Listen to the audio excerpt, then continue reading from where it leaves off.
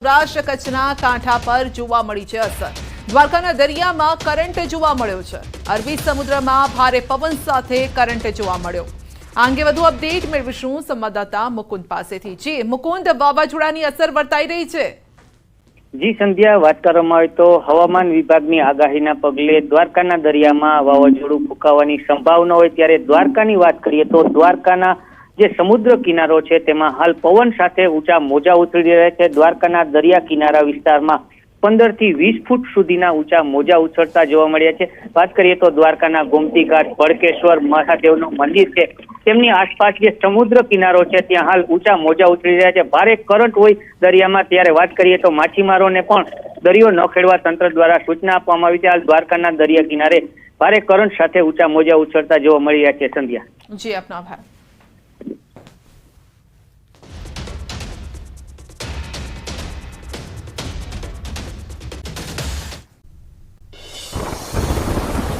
ગુજરાતમાંથી વાવાઝોડાનું સંકટ 24 થી 36 કલાક હજુ રહેવું પડશે સાવધાન। અસના વાવાઝોડાના કારણે દરિયો ધારણ કરશે રૌદ્ર રૂપ। સૌરાષ્ટ્ર અને કચ્છમાં એલર્ટ અપાયું। કચ્છમાં અસના વાવાઝોડાનો ખતરો ફક્ત 2.5 કલાકમાં ડીપ ડિપ્રેશન વાવાઝોડામાં ફેરવાશે। કાંઠે 90 કિલોમીટરની ઝડપે ફૂંકાશે પવન। આજે ડીપ ડિપ્રેશન જખૌના દરિયાકાંઠે ટકરાશે। આગાહીકાર પરેશ ગોસ્વામીની આગાહી, ભારે પવન સાથે થશે વરસાદ। વાવાઝોડું બનવાની આગાહીને પગલે કચ્છ કલેક્ટરે લોકોને સાવચેત રહેવાનો આપ્યો સંદેશ। માંડવી, અબડાસા, લખપત 3 તાલુકાને કર્યા એલર્ટ। 12 કલાક સુધી સુરક્ષિત સ્થળે રહેવા કલેક્ટરે આપી સૂચના। ગુજરાતમાં મેઘકહેર વચ્ચે હવામાન વિભાગની મોટી આગાહી। આજે પણ મેઘરાજા કરશે તોફાની બેટિંગ। કચ્છ અને પશ્ચિમ સૌરાષ્ટ્રમાં અપાયું વરસાદનું રેડ એલર્ટ।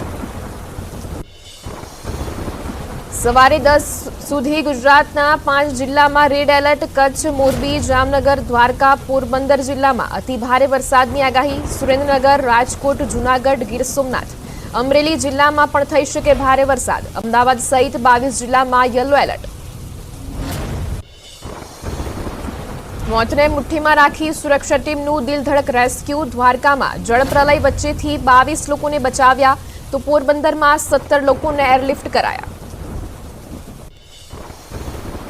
ધોરાજીના ઉપલેટામાં ખતરો બેટમાં ફેરવાતા એક ખેત મજૂર લાપતા। ભાદર, મોજ અને વેણુ ડેમ ઓવરફ્લો થતા ગામમાં સ્થિતિ વણસી હતી। પોલીસ, એસડીઆરએફ અને સ્થાનિક તંત્રએ મજૂરને શોધવા તજવીજ હાથ ધરી। દેવભૂમિ દ્વારકાનું જામરાવલ ગામમાં જળબંબાકાર। લોકોનો જીવ બચાવવા આર્મી અને એનડીઆરએફની ટીમોએ મોરચો સંભાળ્યો। અનેક વિસ્તારોમાં આર્મીની ટીમો દેવદૂત બની લોકોની ભારે આવી।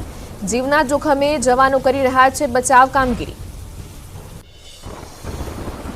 દ્વારકાના ચાચલાણા ગામમાં રેસ્ક્યુ ઓપરેશન। પૂરના પાણીમાં ફસાયેલા 22 લોકોને એનડીઆરએફની ટીમે સુરક્ષિત બહાર કાઢ્યા। લોકોએ કહ્યું, જળપ્રલય વચ્ચે એનડીઆરએફની ટીમ દેવદૂત બનીને આવી।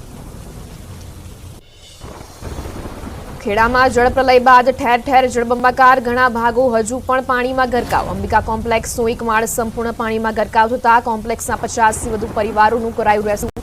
માતરના ધારાસભ્ય કલ્પેશ પરમાર પણ રેસ્ક્યુમાં જોડાયા। પોરબંદરના કુતિયાણામાં જળબંબાકારની સ્થિતિ વચ્ચે 2 લોકોને કરાયા એરલિફ્ટ। પાણી વચ્ચેના ઘરની છત પર ફસાયેલા 2 લોકોનું રેસ્ક્યુ કરાયું। દિલધડક રેસ્ક્યુ ઓપરેશનના દ્રશ્યો સામે આવ્યા।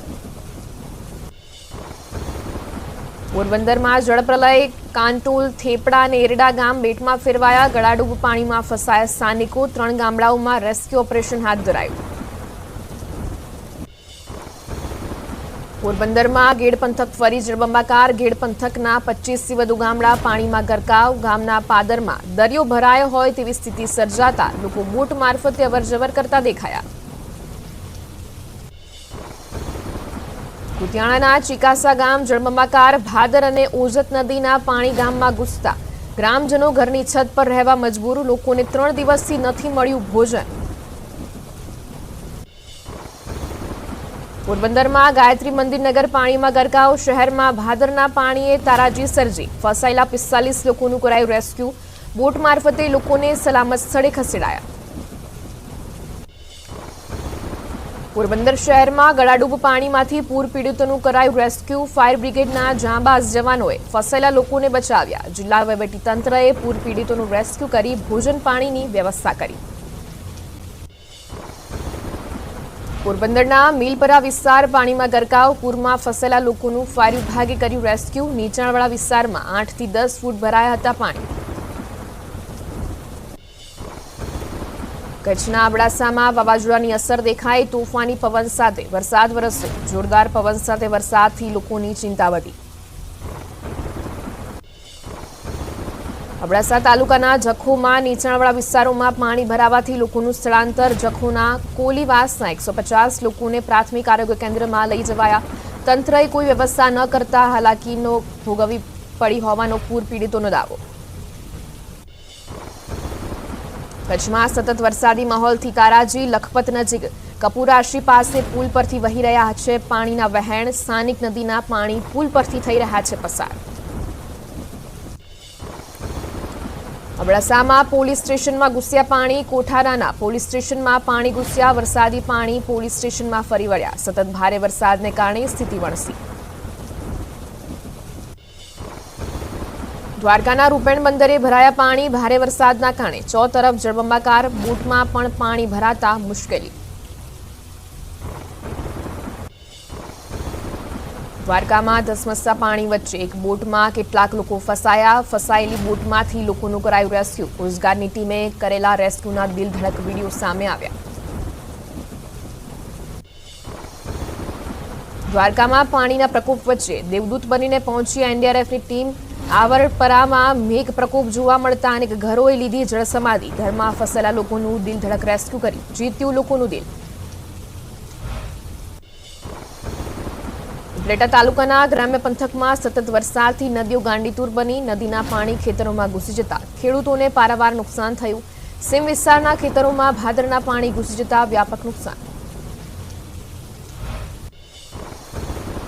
અમીરગઢનો યુવક ચેકડેમ જોવા જતા ડૂબ્યો હોવાની આશંકા. બનાસ નદીના ચેકડેમમાં યુવકની શોધખોળ શરૂ. મામલતદાર, ટીડીઓ સહિતના અધિકારી ઘટના સ્થળે પહોંચ્યા.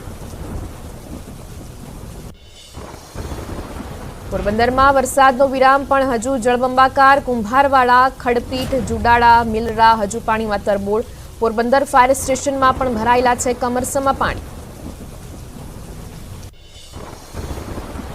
પોરબંદરમાં મેઘતાંડવથી તારાજીના દ્રશ્યો. ઘણા ભાગો હજુ પણ પાણીથી તરબોળ. નીચાણવાળા વિસ્તારમાં રહેતા અનેક લોકોનું કરાયું સ્થળાંતર. ધીમે ધીમે પાણી ઓસરવાનું શરૂ થતા સ્થાનિકોએ રાહતનો શ્વાસ લીધો.